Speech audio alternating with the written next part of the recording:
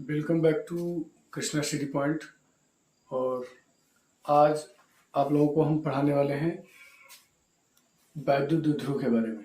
इससे पहले आपको इससे पहले वाले वीडियो में हमने बताया कि वैद्युत क्षेत्र क्या होता है और वैद्युत क्षेत्र किसी बिंदु पर क्या होता है, इन दोनों की डिफिनेशंस बताई। अब आज जो आपको हम बोलने वाले हैं तो इसमें आप पढ़ेंगे वैद्युत द्विध्रुव और वैद्युत द्विध्रुव आघूर्ण, उसके अंतर्गत ये वैद्युत द्विध्रुव आघूर्ण कहाँ कहाँ वैद्युत क्षेत्र में आपका विराजमान होता है, इनकी उपलब्धियां आपको हम बताएंगे। और चलते हैं अपने टॉपिक की ओर। तो इसमें हमने पहले आपको कल क्या बताया था, यहाँ पर हमने बताया आपको E बराबर F अपान Q शून्य, मतलब हमने बताया वैद्युत क्षेत्र में रखे किसी धन परीक्षण आवेश पर लगने वाला बल और धन परीक्षण आवेश के अनुपात को वैद्युत क्षेत्र की तीव्रता कहते हैं, जिसे कैपिटल ई से प्रदर्शित करते हैं। ई बराबर डब्ल्यू अपान क्यू शून्य होता है। और इसके अंतर्गत हमने बताया कि इसका मात्रक आपका बल का मात्रक न्यूटन होता है, तो न्यूटन बोला गया। उसके बाद इसका मात्रक होता है कूलम, तो न्यूटन अपान कूलम। इसके बाद हमने जब वैद्युत विभव के अंतर्गत बात की तो वैद्युत विभव के अंतर्गत इसका हमने दूसरा मात्रक बताया वोल्ट अपान मीटर। और फिर इसके बाद इसी के अंतर्गत हमने तीसरा मात्रक बताया जूल अपॉन कूलम मीटर। ये आपका क्वेश्चंस के अकॉर्डिंग फार्मूले, ये तीन फार्मूले आपको बताए गए। अब देखिए इसके अंतर्गत ये आपका कंप्लीट हुआ। अब फिर हम नेक्स्ट आज के बाद जो करते हैं वो आपका है वैद्युत द्विध्रुव। तो आज पहला टॉपिक आपका है वैद्युत द्विध्रुव। वैद्युत द्विध्रुव, वैद्युत द्विध्रुव तो इसको बोलते हैं इलेक्ट्रिक डायपोल।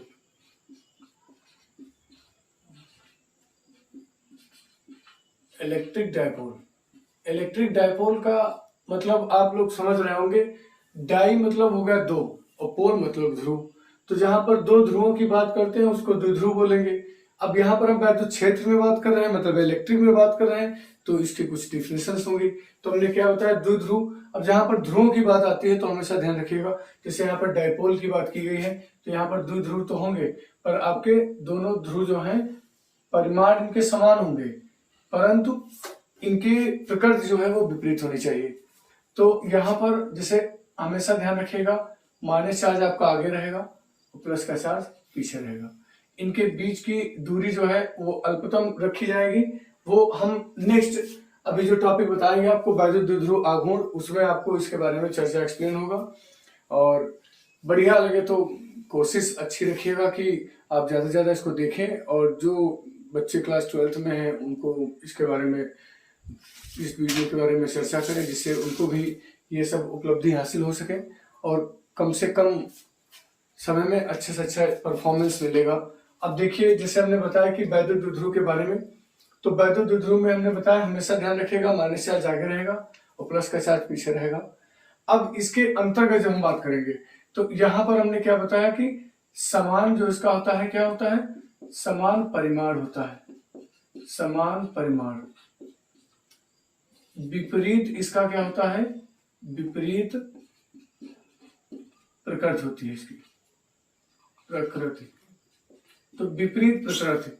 अब देखिए समान परिमाण के और विपरीत प्रकृति के जब आपके दो आवेश होते हैं अल्पतम दूरी पर, तो ऐसा बड़ा निकाय जो होता है वो क्या कहलाता है, वैद्युत द्विध्रुव कहलाता है। इसकी डिफिनेशन हमने जैसे बताई उसी तरह आप लिख लेंगे, समान परिमाण व विपरीत प्रकृति के दो आवेश अल्पतम दूरी पर रखे हों तब यह निकाय आपका क्या कहलाता है, वैद्युत द्विध्रुव कहलाता है। इसके अंतर्गत हमने आपको जैसे बताया कि समान परिमाण, समान परिमाण व विपरीत प्रकृति, विपरीत प्रकृति के दो आवेश अत्यंत या अल्पतम दूरी पर लिख सकते हो, अल्पतम दूरी पर रखे हों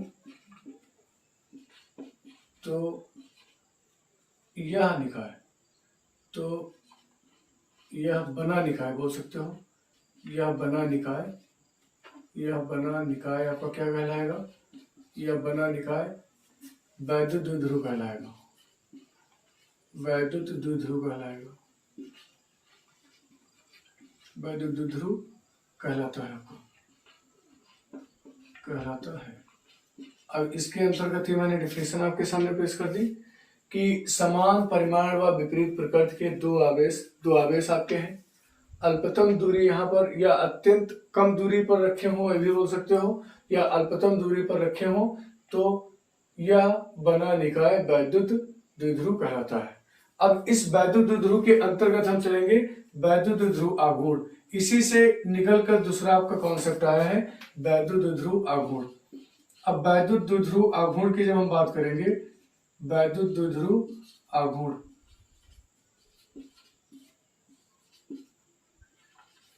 वैद्युत द्विध्रुव आघूर्ण। अब वैद्युत द्विध्रुव आघूर्ण की जब हम बात कर रहे हैं तो इसके अंतर्गत हमने आपको अभी बताया था कि डायग्राम आपका इसी तरह रहेगा, पर इसमें कुछ चेंजेस आ जाएंगे। यहाँ पर आपका माइनस का चार्ज होगा, इधर आपका प्लस का चार्ज होगा, और इनके बीच की जो दूरी है वो अत्यंत कम है। मतलब यहाँ पर आप 2L मान सकते हो, या स्मॉल d मान सकते हो, यहाँ पर या स्मॉल a मान सकते हो, यहाँ पर दूरियां आप कोई भी रख सकते हो। अब यहाँ हमने क्या बताया कि ये अत्यंत कम दूरी पर होते हैं, तो इसमें कहोगे वह वैद्युत द्विध्रुव, वह वैद्युत द्विध्रुव, वैद्युत द्विध्रुव, वह वैद्युत द्विध्रुव जिसमें या जिसके लिख सकते हो, जिसके दोनों आवेशों से एक आवेश या में से एक आवेश व अल्पतम दूरी